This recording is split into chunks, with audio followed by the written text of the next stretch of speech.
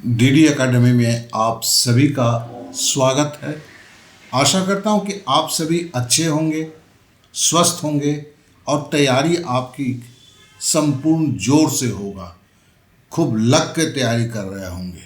तो चलिए आज डिस्काउंट या छूट पर जो भी सवाल पूछे गए हैं अब तक के आपके उत्तर प्रदेश पुलिस में, उन सारे सवालों पे हम एक नज़र दे के देखते हैं और तैयारी कितना है, कितने सही तरीके से किए हैं उसे जानते हैं।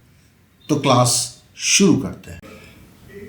इस सवाल में बोला गया है, एक दुकानदार अपने सामान पर क्रय मूल्य से 20% अधिक अंकित करता है।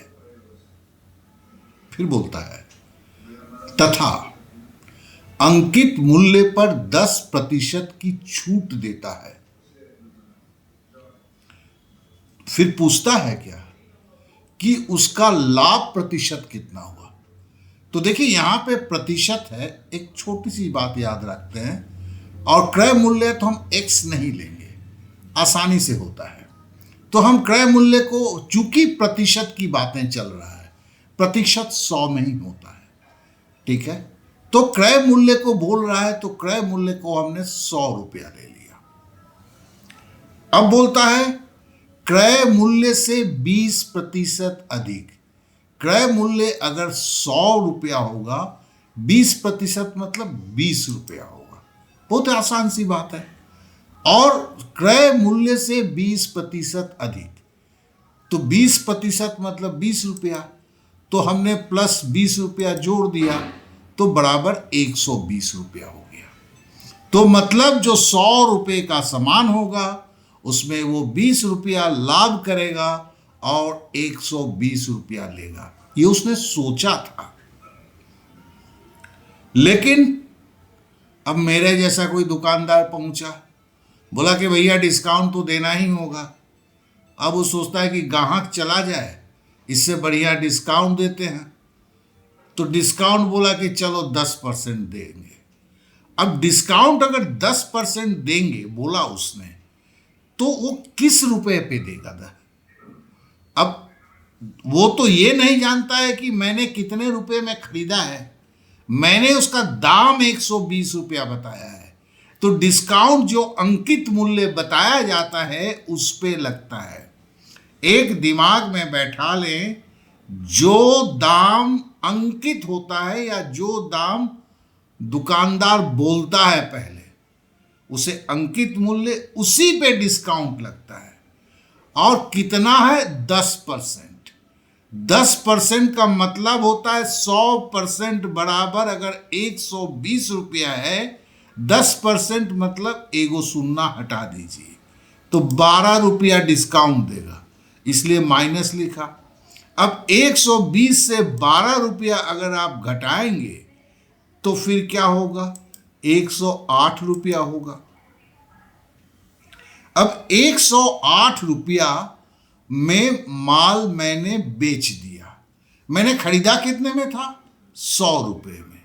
तो सीधी सी बात है कि मैंने 100 रुपये में खरीदा अगर, तो मेरे को फायदा कितना हुआ? खरीदा था तो 100 रुपये में, क्रय मूल्य को मैं माइनस कर रहा हूं, तो मेरे को फायदा होगा 8 रुपया। अब एक बात को समझ लीजिए, अभी मेरे को रुपए में आया, पूछा लाभ प्रतिशत, तो मैंने पहले x नहीं लेकर मैंने 100 रुपया ले लिया था, और प्रतिशत जो है 100 के एवज में कितना, ठीक है ना, इसका मतलब होता है। तो मैंने चूंकि 100 रुपया में ही लिया है तो एवज में निकालने की जरूरत नहीं है। मैं बोल सकता हूं सीधे 8 रुपया बराबर जो है, चूंकि मैंने 100 रुपये में सामान खरीदा है, बराबर 8%। इस तरह से इसका उत्तर 8% निकला। तो इस सवाल को आप एक दो बार जरूर प्रैक्टिस कर लें, तो इस तरह के सवाल को आप बहुत ही आसानी से कर पाएंगे। देखिए इस सवाल में बोला गया है 12% की छूट, मतलब 12% की डिस्काउंट के बाद एक खिलौना 132 रुपये में बेचा गया था। खिलौने का अंकित मूल्य क्या था? पीछे भी ये सवाल कर चुके हैं। 12% की छूट, इसको हम क्या समझेंगे? मतलब कोई 100 रुपये की अगर चीज होगी उसे 12 रुपया कम लिया जाएगा। 12% का मतलब 100, अगर किसी वस्तु का 100 रुपया छूट ये दाम है, कीमत है, दुकानदार आपने पूछा कि ये कितने में मिलेगा, दुकानदार बोला 100 रुपया दाम है, फिर बोला डिस्काउंट नहीं दीजिएगा, तो बोला ठीक है 12% ले लीजिए। तो मतलब अब दुकानदार 100 रुपया नहीं लेगा, 100 से 12 रुपया घटाकर 88 रुपया देगा।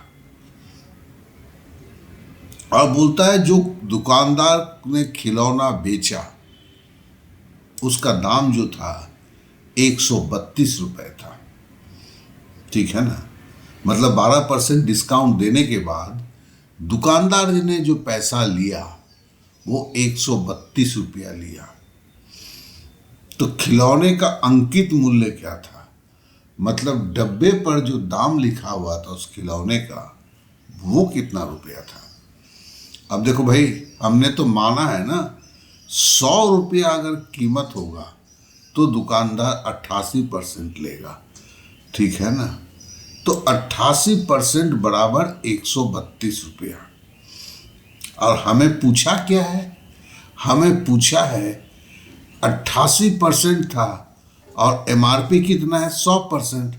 हमें 100% के बारे में पूछा जा रहा है, तो हम 88% बराबर 132, 1% बराबर, तो हमने पीछे भी देखा है 132 बटे 88। 88 कहाँ से आया? ये 88 नीचे उतर गया। अब बोलता है कि 100%। अब देखो ये 100% है क्या? हमें अंकित मूल्य क्या था, और अंकित मूल्य हमने एक ऐसे ही पकड़ा हुआ था। 12% डिस्काउंट मतलब 100 रुपया किसी चीज़ का अंकित होगा, तो 12 रुपया अगर डिस्काउंट या छूट दिया गया तो 100 रुपया क्या था? अंकित मूल्य था।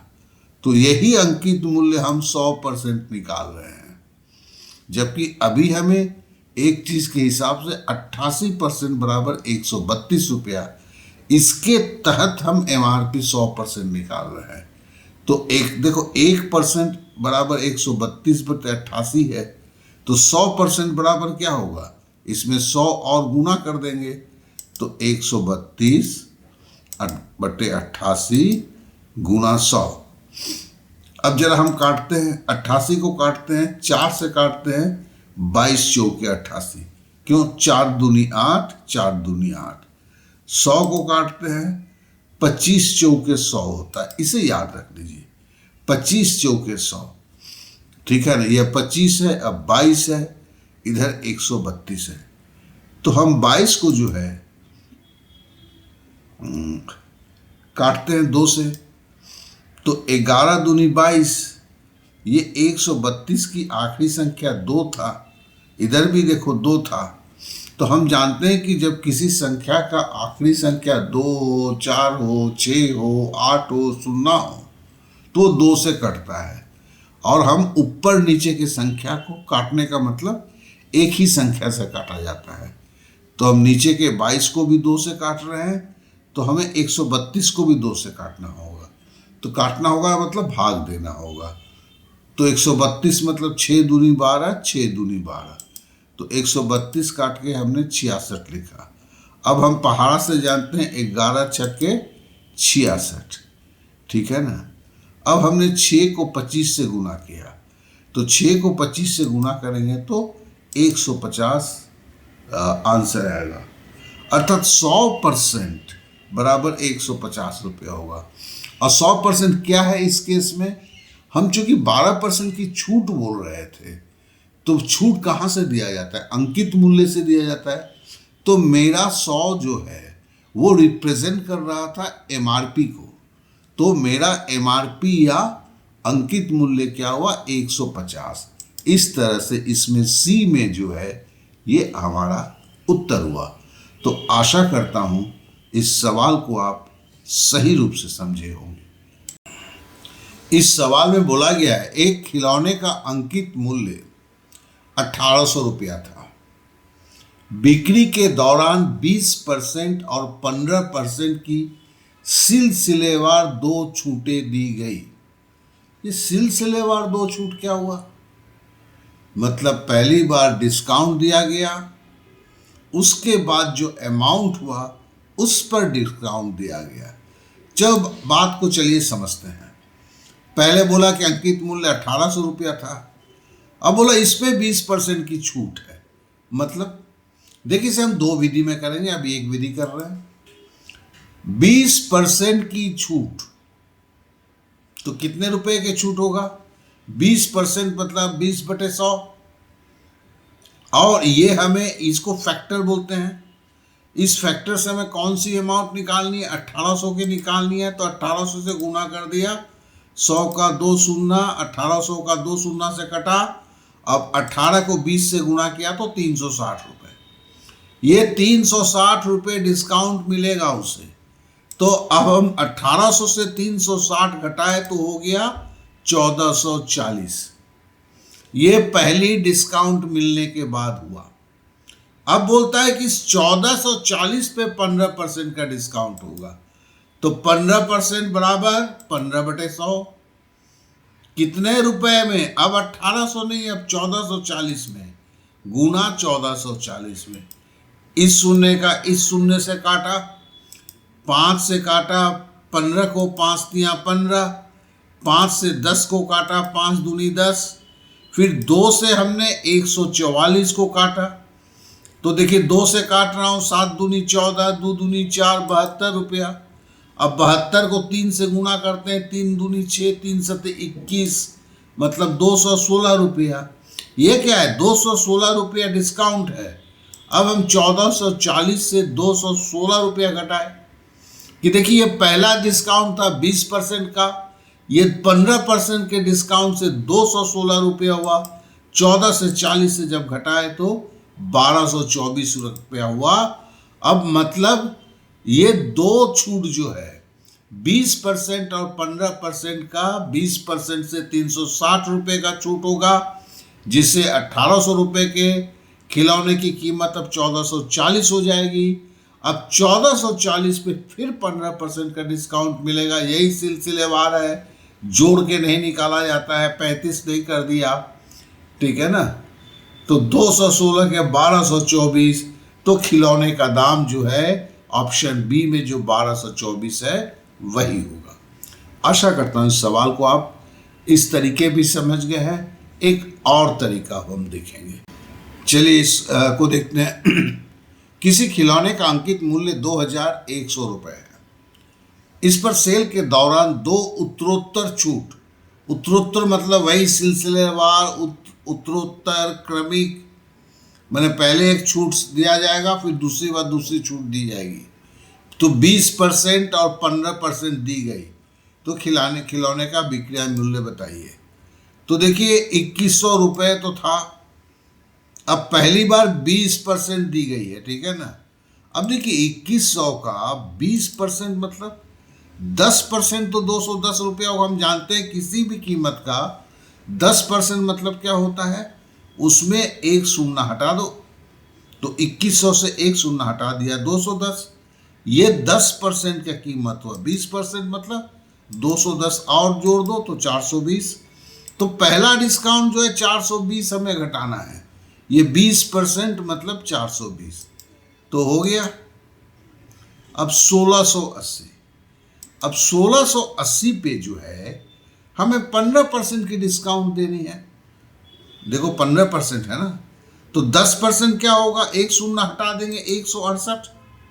अब 10% अगर 168 है, 5% मतलब 10 का आधा 5 होता है, तो 168 का आधा करेंगे।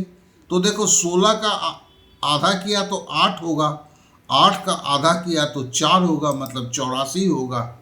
जैसे 16 का आधा किया 8, 8 का आधा किया 4, जोड़ दिया, 8 चौके 12 का 2 हाथ में रहा 1, 6 8 14 और 15 का 5 और 1 2 25 हुआ। तो इस तरह से 252। अब 1680 से अब दूसरा डिस्काउंट 15% था उसे घटा दिया, तो फिर हमारे पास 1428 रुपया आ गया। यही 1428 रुपया जो है उस खिलौने का विक्रय मूल्य होगा।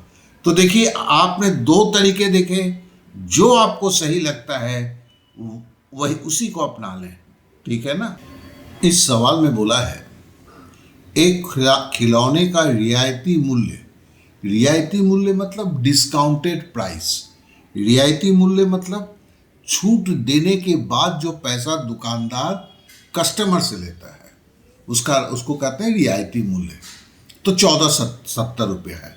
अब बोलता है कि छूट उसको 16% दिया गया था, तो अंकित मूल्य क्या है। ये मोटा मोटी ये सवाल हम कर चुके हैं, खाली शब्द अलग है। तो देखिए, छूट अगर 16% है, अब इसे थोड़ा सा दूसरे तरह से कर लेंगे, तो 100 से 16 घटाया 84%।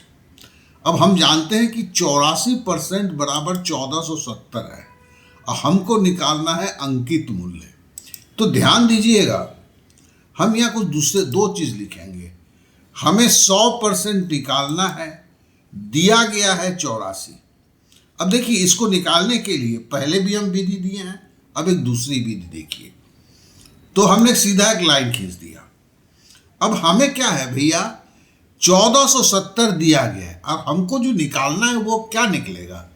1470 से देखिए सारे जो ऑप्शन है ज़्यादा है, सीधी बात है।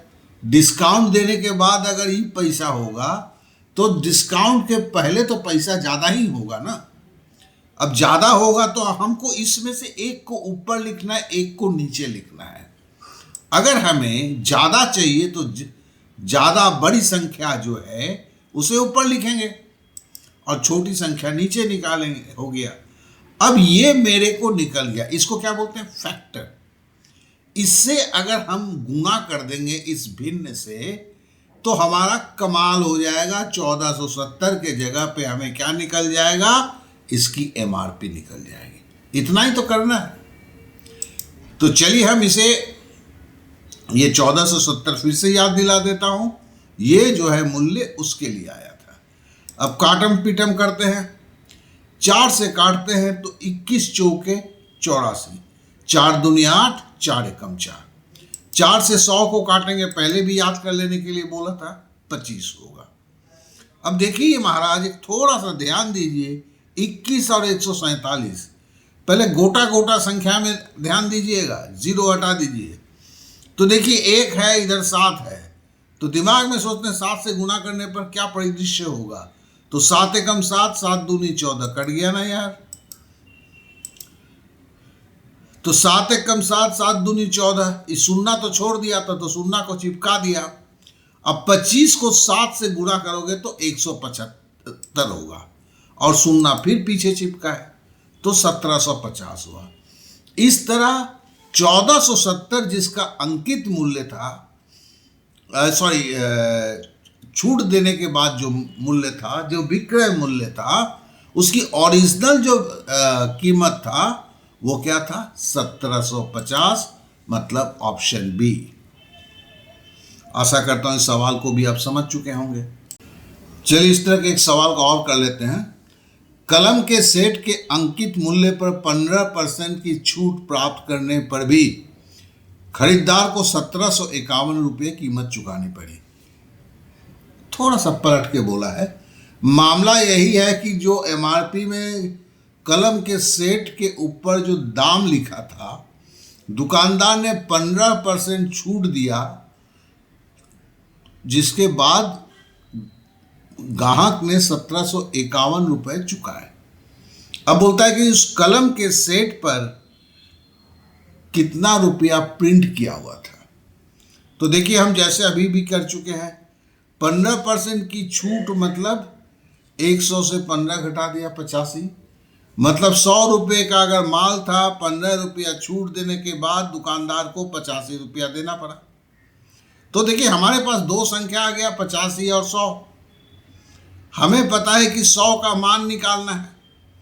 अब 15% छूट देने के बाद कीमत क्या है, 1751, और हमें निकाल दी कि उससे ज़्यादा। तो मेरा फैक्टर क्या होगा भैया, लाइन खींचा, ज़्यादा चाहिए, ज़्यादा ज़्यादा, तो हमने 100 ऊपर किया, 85 नीचे, और गुना मारा 1751। देखो पहले वाले को थोड़ा सा दूसरे तरीके से कर रहे हैं। अब 5 से काट रहे हैं, 17 पचे 85, 100 को काटा 5 से, 20 पचे 100। अब फिर देखते हैं, गोटा गोटा देखते हैं, 17, 17 एकम 17, 51, 17 तिया 51, ठीक है ना। और 4 संख्या तो मतलब हम जब 17 से काटेंगे 17 एकम 17 आएगा, फिर 5 उतरेगा तो हम नहीं कर पाएंगे तो 0 आएगा, फिर 17 तिया 51 करेंगे तो 3 आएगा, नहीं होगा तो भाग दे के समझ लीजिएगा, खुद भाग देंगे, भाग देना तो आता ही है। अब चलिए 103 को 2 से गुना करते हैं, 3 दूनी 6, 0 2, 206 हुआ, मतलब यही तो 2060 है, तो इसका आंसर 2060 हो गया, 2060 रुपया, यही इसका आंसर है। अवश्य समझ गए होंगे इस सवाल को। अब इस सवाल को देखें, 750 रुपये की अंकित कीमत वाली पतलून, मतलब एक पैंट का पीस है जिसके ऊपर दाम लिखा हुआ है 750 रुपया, और दुकानदार ने उसे कोई प्रतिशत छूट दिया जो बोला नहीं गया है, और छूट देने के बाद 750 रुपये का माल जो है, वो पैंट का पीस है, उसे 660 रुपये में मिल गया। तो पूछता है कि भैया प्रतिशत कितना प्रतिशत डिस्काउंट मिला था। तो देखिए इसको कैसे करेंगे। तो सबसे पहले छूट जो है हमें कितने रुपए में मिला, बड़ा आसान है, छूट रुपए में कितना होगा, तो सीधा हम 750 रुपये के चीज़ को 660 रुपये में मिला घटा देंगे तो 90 रुपया हुआ। अब ये छूट रुपये में, लेकिन पूछा है कितने प्रतिशत, तो मतलब छूट प्रतिशत में क्या होगा। देखिए फिर एक मिड लाइन खींच देंगे।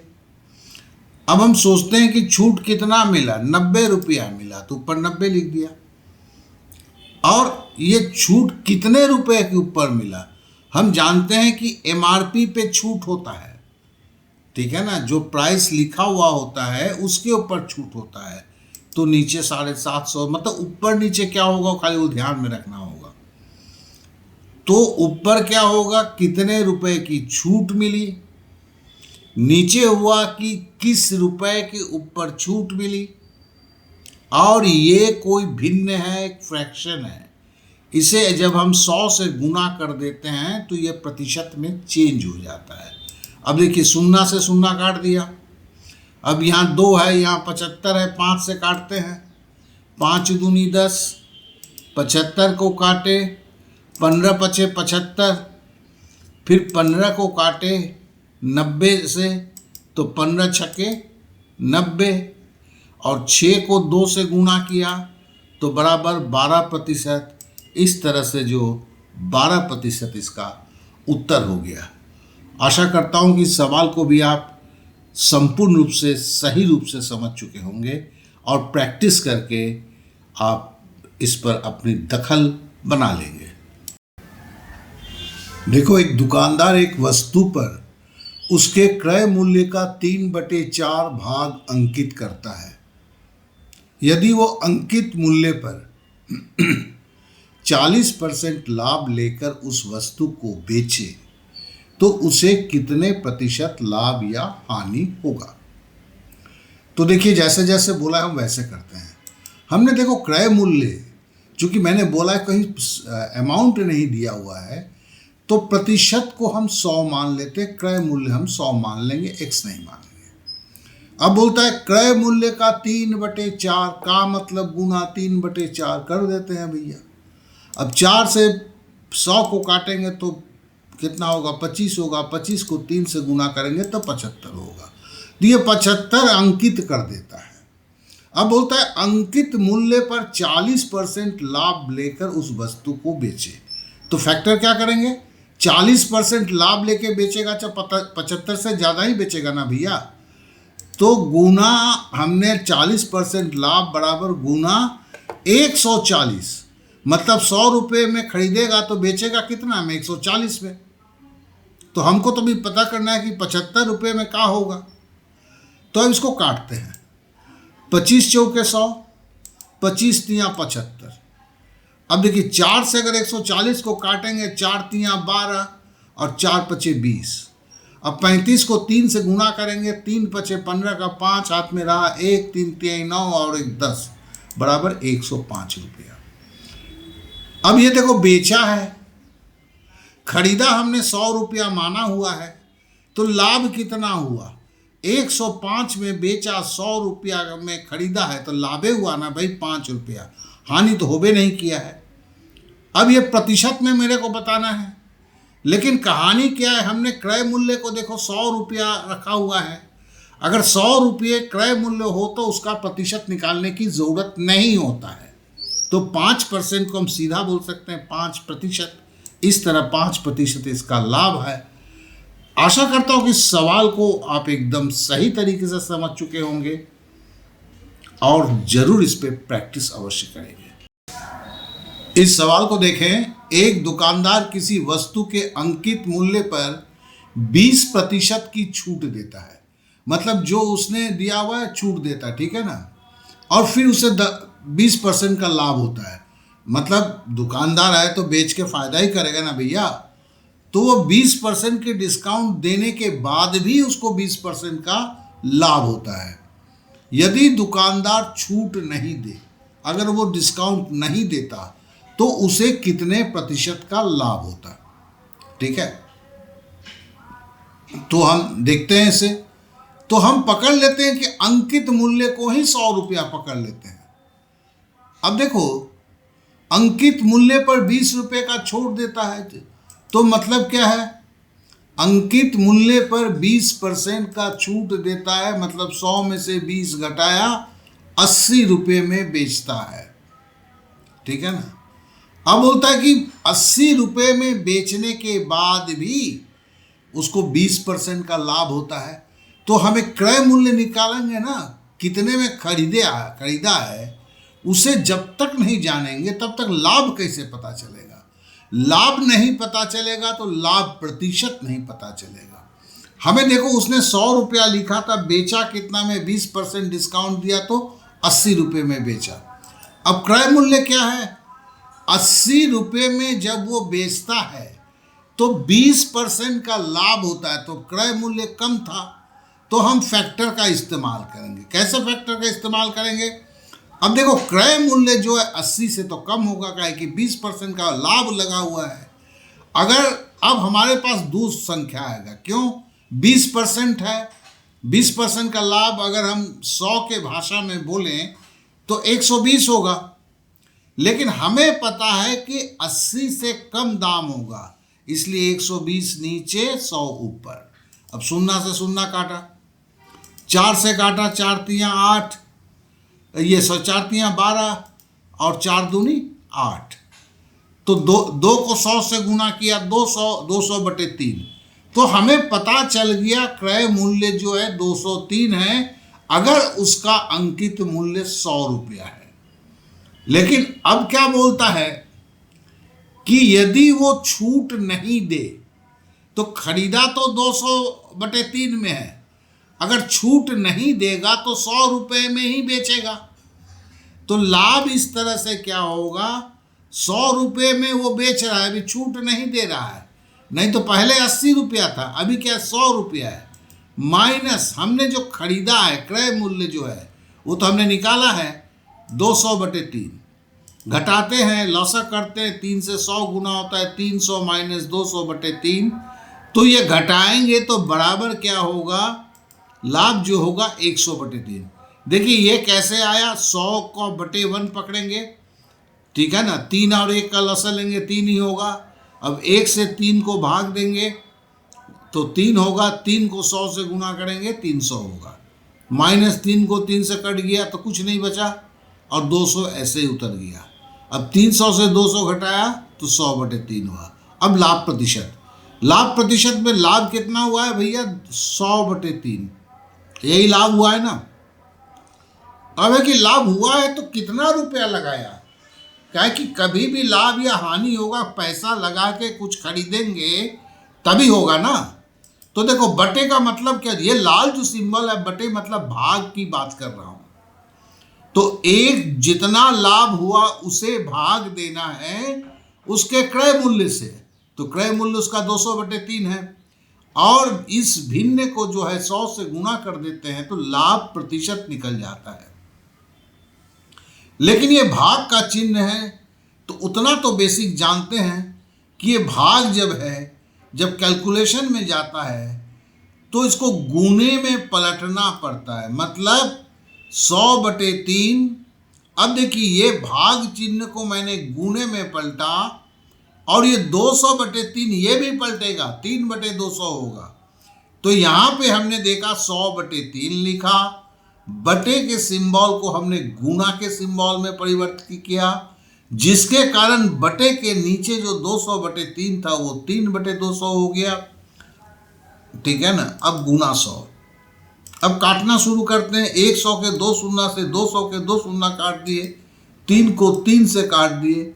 अब देखिए यहाँ 2 बचा है, यहाँ 100 बचा है, 2 को काटा हमने, 100 को काटा हमने 50। इस तरह से 50% जो है ये इस सवाल का लाभ है, अर्थात सी है। देखिए इसमें कैलकुलेशन थोड़ा सा ज़्यादा करना पड़ा है, तो इसे कम से कम 4-5 बार रगड़ के अच्छी तरह समझ के उसके बाद जाएंगे, क्योंकि ये दिमाग में रहना चाहिए।